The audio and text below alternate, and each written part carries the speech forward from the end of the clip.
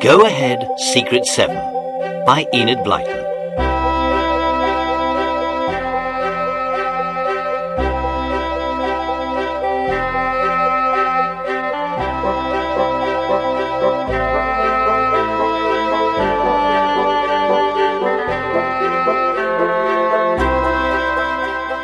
The Secret 7 were worried.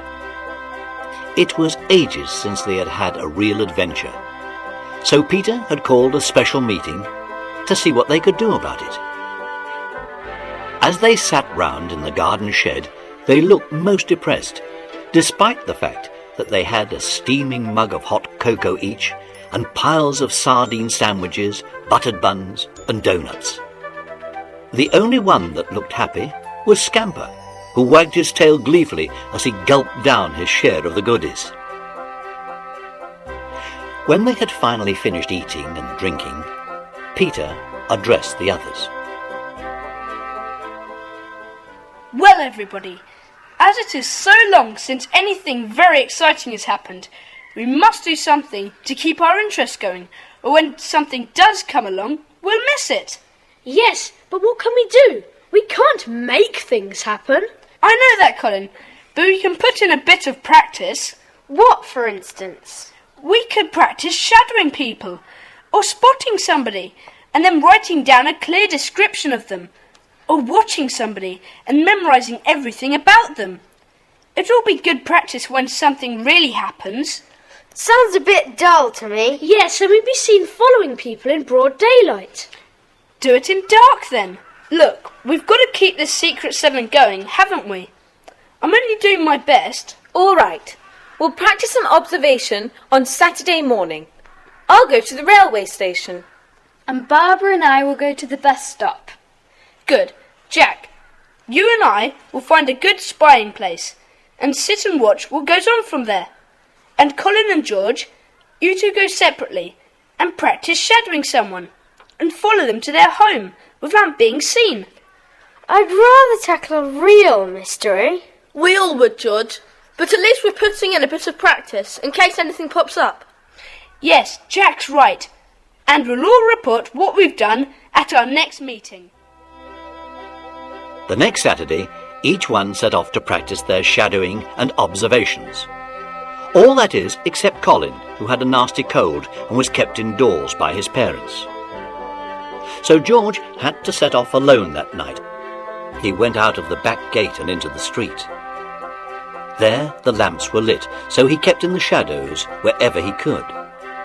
Soon a bus stopped up the street, and a tall, stooping man got off it and came towards him. George pressed himself against the hedge and decided to follow him and pretend he was trailing a criminal back to his home. In the darkness, it all seemed very real to George as he nervously crept along in the shadows. He even brandished his truncheon as if he were following a real dangerous thief. After a while, George crept up quite near to the man, feeling very bold and successful. And then suddenly, something happened. And what do you think you're doing? Creeping along in the dark after that gentleman in front? And what's this you're carrying? A truncheon? Why, you little scoundrel! Have you lost your tongue? Are you one of those wretched little hooligans who rob innocent people and run away? Eh? Are you? No, let me go. I was only shadowing somebody for practice. Practice? I don't believe a word of it. It's the police station for you, my boy. Please don't take me to the police station. My mother would be so upset. Take me home. I'll tell you my name and address. I'm not a hooligan. I wouldn't rob anybody. Really, I wouldn't. All right, young man, I'll take you home and we'll have a word with your father. Come on and stop wriggling.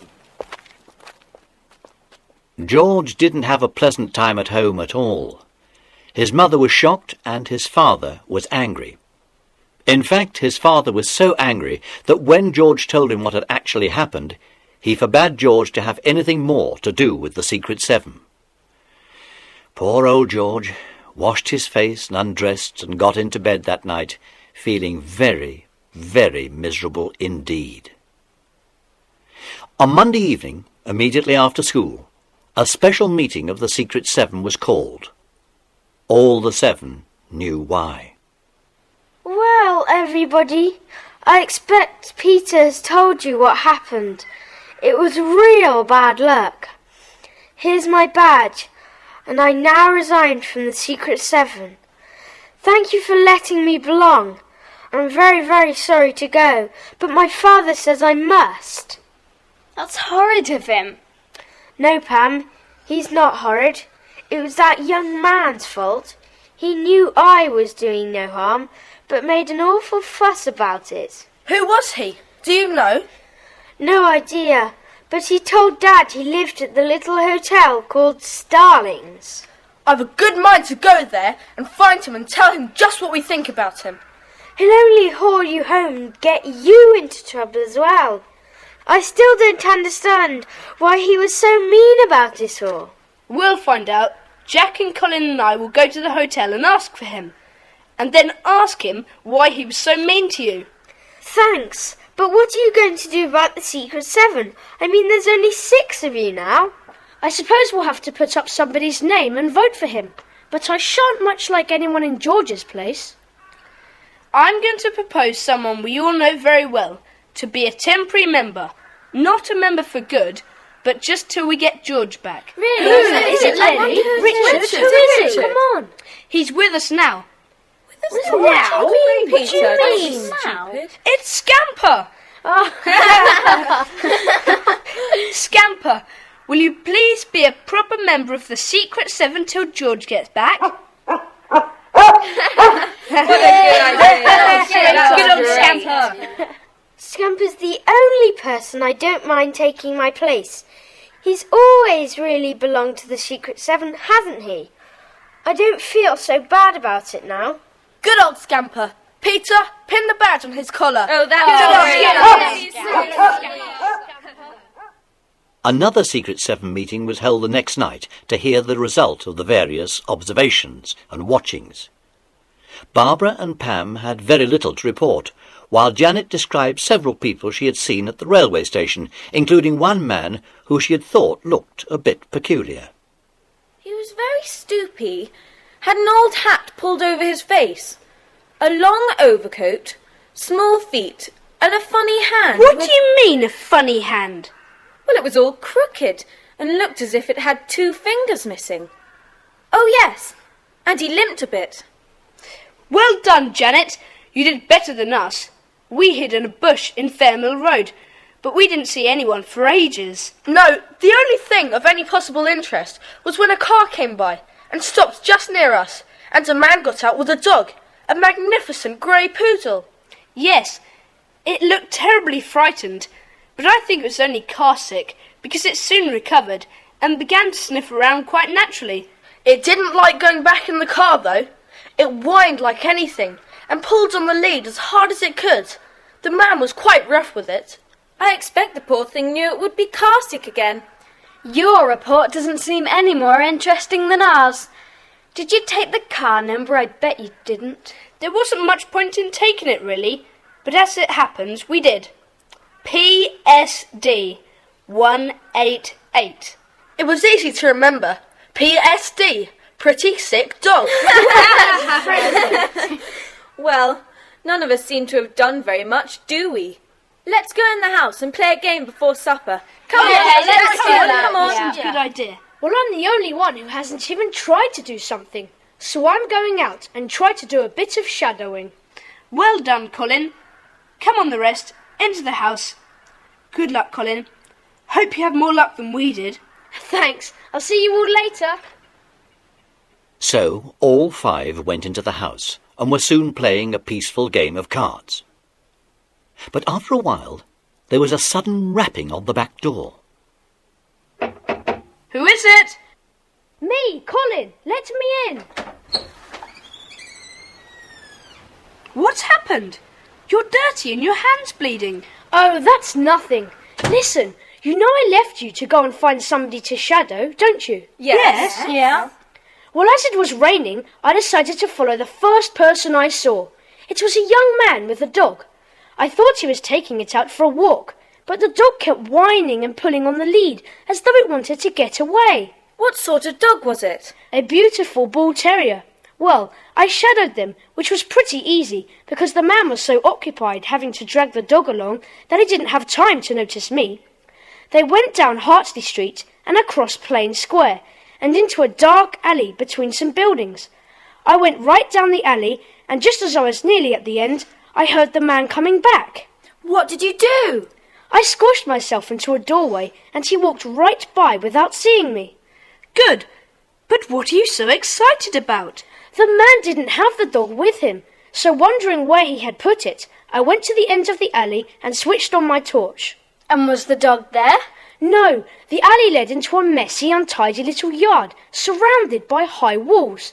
I flashed my torch, expecting to see the dog tied up, or even in a kennel, but there was no sign of it. Where was it then? That's what I want to know. I looked everywhere and couldn't find it, not a growl or a whine, and there was no way out of that yard except by the narrow alley. You can see why I was puzzled. I mean, a dog just can't disappear, can it?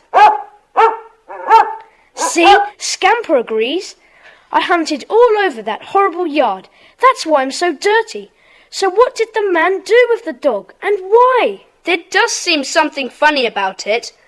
I vote we go to the yard tomorrow and explore it. If there is some hiding place for a dog, we'll find it. What a pity George isn't in this too. Peter, do go to that hotel and persuade that young man to go to George's parents and ask them to let him join the Secret Seven again. All right. We'll go tomorrow after school, and then we'll go and explore that yard. Yes, dogs don't just disappear. I'll bet there's a kennel or something that you didn't notice in the dark, Colin. I'll give you 50 pence out of my money box if you find a kennel there. You just see. After school the next afternoon, Colin, Jack and Peter arrived at Starling's hotel. As they entered, they could see that it was a rather poor little place, and the woman at the reception desk did not look particularly friendly. Yes? What do you want? Have you got a young man staying here, please? What's his name? We don't know. Well, what's he like? I'm afraid we don't know that either. All we know is that he's young. The only young man we've got staying here is Mr. Taylor. And you're lucky. That's him over there reading the paper. Mr. Taylor, these three boys want to speak to you. What about? Oh, I don't know. You better ask them. What do you boys want to speak to me about? It's about George, our friend. The boy you caught the other night, shadowing somebody, and you thought he was up to no good. Oh, him. He was only putting in a bit of shadowing practice because he's a member of our secret society. But now his parents have told him he's not to belong anymore. I can't do anything about it. You shouldn't play the fool. He wasn't. Our society is very well known, and you... He has no right to go round shadowing people, so... Clear out of here, all of you. Thanks for nothing. Come on, you two. Let's get out of here. Is that your dog barking? I haven't got a dog. In any case, they're not allowed in this hotel. Now, clear off.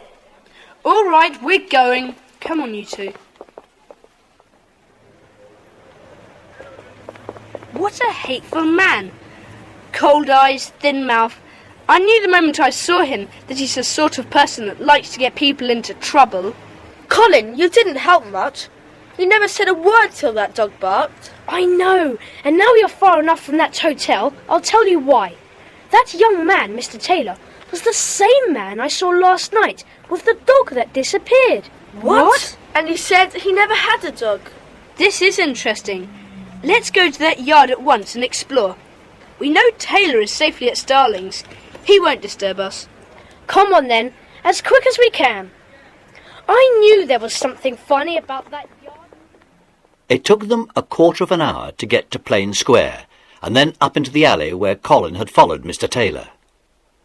They went into the old yard at the end, which was full of empty boxes and piles of rubbish, and as there was nobody about, They turned the place upside down, searching for somewhere a dog could be hidden. They were just about to give up when Peter gave a cry. Look! Jack, Colin! Under this box! What about that for pushing a dog through? It's the iron lids of a coal hole. We didn't think of a coal hole in the floor. Let's have a look at it.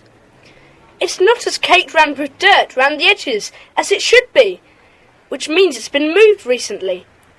I bet that bull terrier was shoved through here, Colin. I bet he was. But why push a lovely dog down through a coal hole? And it seems odd to have a coal hole in this yard. No coal carts can come up that alleyway. But a coal man with a sack can. Let's try and get this lid up and peep down, and see if there's anything to be seen.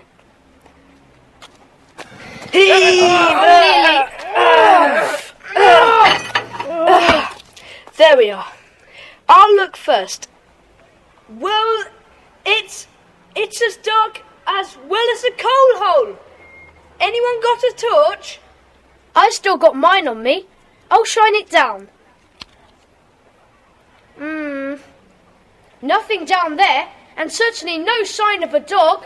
Just a dark, horrible, deep hole. Anyone like to jump down? Not me. Nor me. Anyhow, the hole is empty, and the dog's not there now, dead or alive. I suppose it's really an underground cellar, and maybe quite big. It might belong to one of those buildings around the yard. Well, it might. Anyhow, let's put the lid back on and go home. It's getting quite dark now. That's back all right. Look! Only one of the buildings around this yard has a lit window. Do you suppose the coal cellar belongs to that one? It could. It's the one on the corner of the block. We'll go that way and see what firm uses it.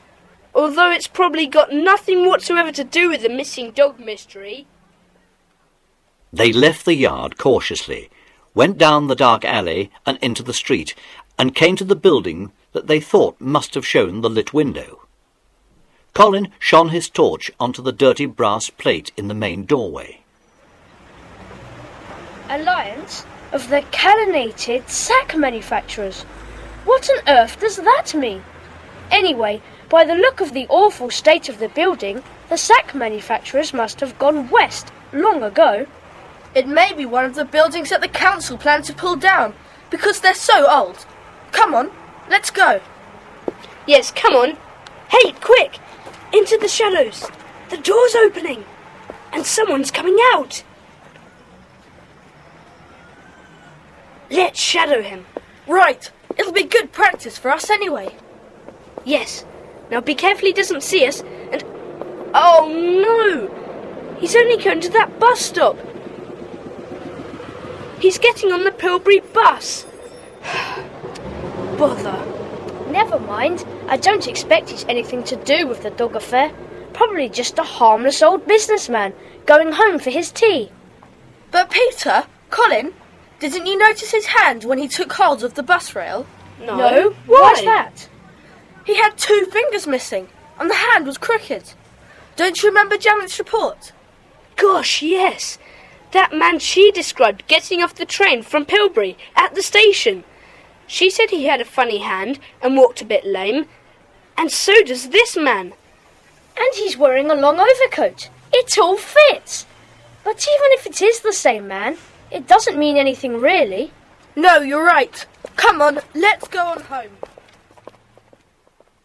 They turned to walk across the square again and past the little alleyway that led to the yard. Someone came out of it briskly and almost bumped into them. It was too dark to see what the man was like, but when he passed under a lamp-post, Jack gasped. It's that Mr. Taylor we visited at the Starlings Hotel this afternoon, and he's carrying a dog lead. That's the man I saw with a dog yesterday. What's he doing here again? Has he taken another dog into the yard and pushed it down the coal hole, do you think? I don't know, but let's shadow him and see where he goes. Keep well behind. Come on. He's gone round that corner. Let's follow him round. Careful now. Well, we're around the corner, but we've lost him and... Got you! All three! Members of the secret shadowing gang, or whatever you call yourselves. Take your hands off! Go away! Right! I got your idiotic friend punished for this stupid following people at night. Now I think I'll take you to the police station for doing the same thing. All right, take us to the police. We don't mind. Go on, take us. Hey? Yes, go on, take us. And where's your dog? I haven't got a dog. You asked me that same stupid question at the hotel this afternoon. Why are you carrying a dog lead if you haven't got a dog? Look here. Who do you think you are asking foolish questions and shadowing people and keeping on about dogs? Are you going to take us to the police station then? We're ready if you are. Pah! I've had enough of you! Clear off home! And don't let me see any of you again! Well, he certainly didn't dare take us to the police. But why? What a very peculiar man. All these happenings made it necessary to call another Secret 7 meeting as soon as possible.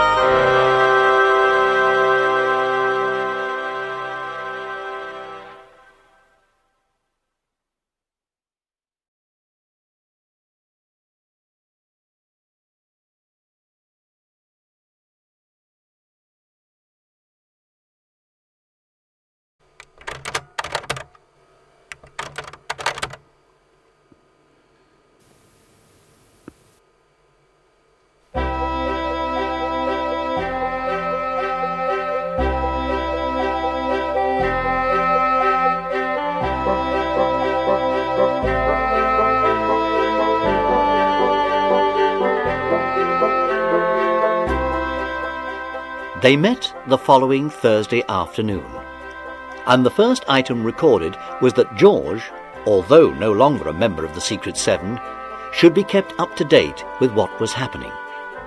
After all, it was him who had started the shadowing adventure. Then, after much discussion, it was decided that the old man who had come out of the lighted building and gone into the Pilbury bus was the same one that Janet had seen at the station.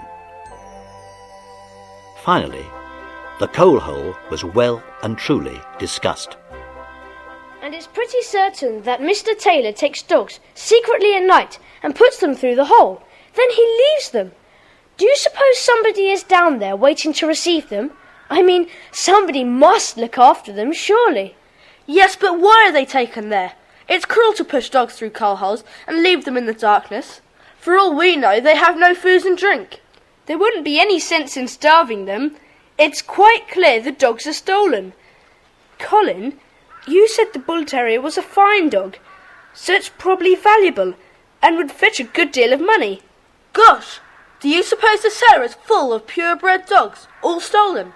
Oh, the poor dogs. I do hope there's somebody there to feed them and see to them. We must do something about it. Can't we look at the lost and found advertisements in the paper and see if many dogs are lost or stolen? A good idea, Pam. And we can see if there's any notices about stolen animals outside the police station. And we must explore that cellar. Yes, we've got to do something. Give us our jobs, Peter, and we'll do them. The Secret 7 is going full speed again. Right. Pam, Barbara, you hunt through the papers and find out if there are any valuable dogs missing. Right you are, Peter. Janet, you go and look outside the police station for any notices and then go and tell George everything that has happened. Colin and Jack and Scamper will come with me to the coal hole tomorrow night. Colin, bring your rope ladder, and both of you bring torches and wear rubber shoes. They all left the meeting and set off on their tasks. Pam and Barbara decided to go to the public library, where there were many newspapers, and they could read the lost and found advertisements. So, much to the librarian's astonishment, they seated themselves there with copies of the daily and local newspapers around them. Pam, look at these two adverts in this paper. Lost or stolen, pedigree greyhound. And another, lost or stolen, purebred bull terrier. That might be the very one that Colin saw. It gives names and addresses here, and they are both in our county. I found an interesting one too. See? Lost on Monday the 16th. Beautiful Saluki. Answers to the name of Sally. Oh, yes. That's in our county too. It looks as if somebody is at work, stealing pedigree dogs. Here's another. Believed stolen. Purebred Alsatian. Well trained. Answers to the name of Kip. Goodness! Suppose the boys find them all down the coal hole. What do you think the thief does with them? Sells them again, of course. They'd be worth a lot of money. Or they might claim any rewards offered. That's terrible. I wonder how Janet is getting on down at the police station. Unfortunately, there were no notices about dogs at the police station. The only notice there described a man the police wanted to find. Janet read it with interest. John Wilfred Pace, age 71, small and bent, bald with shaggy eyebrows and a beard, very hoarse voice, shuffles badly when walking, scar across right cheek. I should know him all right if I saw him. Now I must really go and see George before I go to school. George was delighted to see Janet and be told all the news of the Secret Seven's latest adventure. But when Janet left, he felt rather down in the dumps with all these things going on, and him not in it. Then an idea came into his head. Why shouldn't I be in it? Why shouldn't I go to that coal hole and watch the others going down? They needn't know I'm there. I can find it all right. Look out, Secret Seven, I'm coming too, though you won't see me. When Barbara and Pam told Peter about the lost and stolen dogs, he was most interested, and decided that he and Colin and Jack would go down the coal hole that night. They set off with Scamper at 7 o'clock and made their way to the yard. It was a dark night, and a slight drizzle was falling. They entered the yard very cautiously, and after making sure there was nobody about, hauled off the heavy coal hole lid. Peter flashed his torch down. Nothing down there except blackness and dirt. Colin, let the rope ladder down. Right. It's down. Shall I go first? Yes, and I'll follow with Scamper. Jack, you come down after me. Right. I'm down, all right. I'm right behind you. Steady, Scamp. I'm down. You're right, Jack. Yes, I'm down now. Good. Shine your torch, Colin. Phew. It's a pretty big cellar. Is that a door over there? Yes, it probably leads to the other cellars or basements. We'd better go cautiously. Yes, but nobody saw us come down. That's one good thing. But he was wrong. Somebody did see them go down. And who was it? George, of course. He had found the yard with the coal hole, and somehow, Secret Seven member or not, he was going to be in on this. The three boys down in the cellar went through the door they had seen and found themselves in a passage leading to a few steps. There was a door at the top of the steps, and the boys went through it into another larger cellar, with yet another door at the end. What a horrible, damp, musty smell. Yes. Hey, look at Scamp. His ears are all pricked up. He can hear something. There are dogs behind that door. Shall we go through? Yes, but be careful. I'll open the door now. Gosh! Look! On that wooden bench! 6 dogs in cages!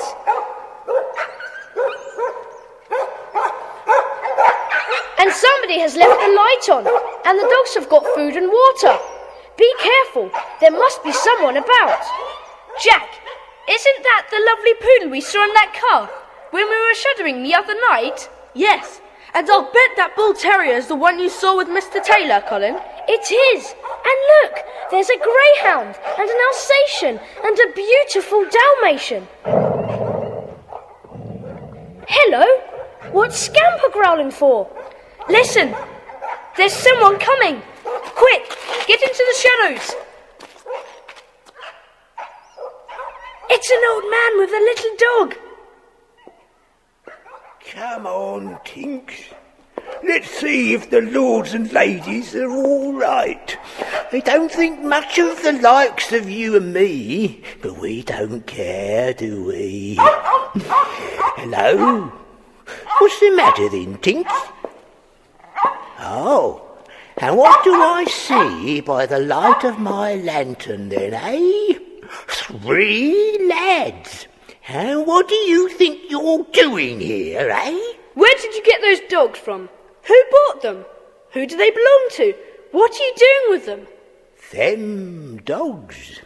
Oh, they comes and goes through that hole up there and,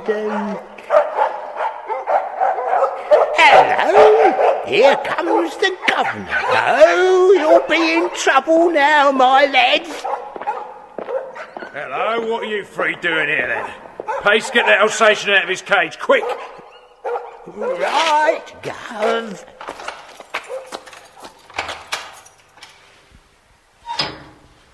Guard up, Kip. That's right. Keep still, you 3. You see my hands with 2 fingers off? That's what an Alsatian did to me when I moved when he was guarding me. And he'll have your dog for dinner if he moves. Now, what are you doing here? No tongues, eh? Well, you know what happens to boys who poke their noses into things that's no concern of theirs. Pace, let the dogs out and put these kids in the cages. All right, Gov. Now, round 'em up, Kip. Round 'em up. There we are. All safely tucked up in your own little cages. Right, Pace. I'm going now, and I'll take the dogs in the car with me. You won't see me again. It's too dangerous now. And you needn't know anything if anyone comes asking questions. I'm afraid of the police. Let these kids out in 24 hours' time. I shall be away by then, and you play the idiot. Should be easy for you. These kids don't know anything anyhow. Yes, we do. We know these dogs are stolen. We know this bald man Pace is wanted by the police. We know the young man Taylor, who brings the dogs here. We know you use the building above as your headquarters and... Well, you nosy little... Ouch! Get out of it, get off! You've kicked him! You cruel, rotten, Yeah, horrible... serve the little devil right. Now, I'm off with the dogs. Come on, you dogs. Follow me. He got away with dogs, says the governor. Used to be a trainer, he did, but he don't like boys any more than I do. Now, you're in them cages. Nobody knows where you are. And if the police ever catch me, I shan't tell them about you. Oh, no, I shan't tell nobody about you. I'll leave you now, then. Goodbye. Come on, Tinks. Let's be going. Well, we're properly caught. Goodness knows how long we shall be in this stinking place. And where's Scamper gone? I hope he's not hurt. Shush! Listen! There's somebody else coming. I hope it's not that young man Taylor. That would be the last straw.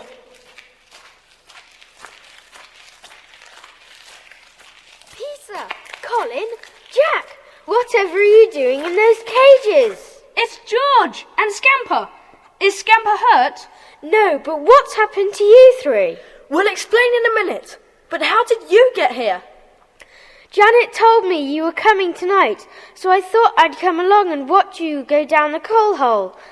I was hiding in that yard and waited for ages for you to come back up. Then suddenly I heard old Scamper whining like anything down in the hole. So I hopped out of my hiding place and went down the ladder to him.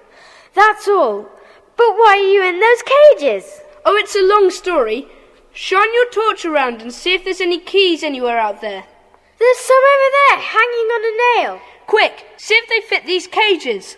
All right, come on. Come on, hurry up, George. I'm going as fast as I can. There, that one fits your cage, Peter. Oh, good. See if it fits the others as well. Yes! Out you come, Colin. And you, Jack. Thank goodness. What do we do now? Back through the cellar and up the rope ladder, in the coal hole, then straight to the police. Good old Scamper. Fancy you whining to George like that. I suppose you knew he was hiding in that yard, though we didn't. Come on, everybody!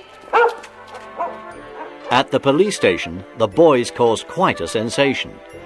Dirty and full of excitement, they poured out their extraordinary story to the sergeant on duty there. First one boy, then another, took up the story. Stolen dogs, the coal hole, the young man and the vanishing dog, the strange bald caretaker who looked after the dogs, and one on the notice board outside the police station, the tall stooping man who had had the boys locked in the cages and taken the dogs off in his car. Every detail. When they had finished, the sergeant looked at them very seriously. Do you know the number of that car? If we can get that number, we can send out details, and the car will be stopped in a few minutes, no matter where it is. I know the number. It was 188. But what were the letters? Pretty sick dog. Pretty sick dog? I don't follow. PSD. The dog was sick, and we said the car letters must stand for pretty sick dog. That's right. Well done. Constable, get that number to all the patrol cars in the area. Well done, boys. We've been after these dog stealers for months. That fellow's a master at getting a dog to obey him. Then he pops it into his car and away he goes and passes it to someone else. Yes, to that young man, Taylor, who lives at Starling's Hotel. He puts the dogs down the coal hole to the old caretaker, who puts them in cages. You could get Taylor. He doesn't know about the happenings tonight. You can get the caretaker too, if you send men down the coal hole and through the cellars and up into the building above. Well, I haven't time to ask you how you know all these remarkable things, but... We belong to the best secret society in the world, Sergeant. We're always looking out for things to happen, but this time I think we rather made them happen. Make a few more happen. Now, you better get home. It's late. I'll come and see you tomorrow. And many, many thanks. 8 worried fathers and mothers heard the strange story of the stolen dogs when the boys at last got home, very late and full of excitement. And the next morning, there was a special Secret 7 meeting. And, of course, George was there too, beaming all over his face. I guess you'd have a meeting this morning, so I came to tell you that my father says I can become a member again. That's if you'll have me back. Definitely, of Good old course. George. Definitely. The sergeant came to ask me a few questions, and they told Dad and Mother that all the Secret 7 were quite remarkable, and Dad never said a word about having turned me out. And after the sergeant had gone, Dad said, "All right, George, you can belong to the Secret 7 again, so here I am." Good. We solemnly make you a member again. And today's password is beware. And you, Scamper, made a very good temporary member. Hear, hear! If it wasn't for Scamper, the 3 boys would still be in cages. Gosh, so we would. Hello, who's this coming? It's the sergeant. Come in, Sergeant. I don't know your password, or I'd say it, but I thought you might be interested in the results of the good work done by your secret society. Oh, yes. Please tell us. Well, we got the PSD 188 car in Pilbury. We thought the fellow lived at Pilbury. Did you now? I'm beginning to wonder if there's anything you don't know. Well, PSD stood for Pretty Sick driver when we told him we knew all about him. And we also got the old caretaker fellow and the young man Taylor at Starling's Hotel. He's a bad lot. He and this other man ran the dog-stealing business between them, quite cleverly too. They bamboozled us all right. But they couldn't bamboozle the Secret Seven, could they? Well, I must be off. And once again, thank you all very much. Goodbye. Bamboozle. Bamboozle. That would make a fine word for our next password. Yes. Oh, I do feel happy having George back with us again. Come on, I'll treat you all. Yes, and you too, Scamper, darling. If anyone has earned an ice cream, you have. Yes!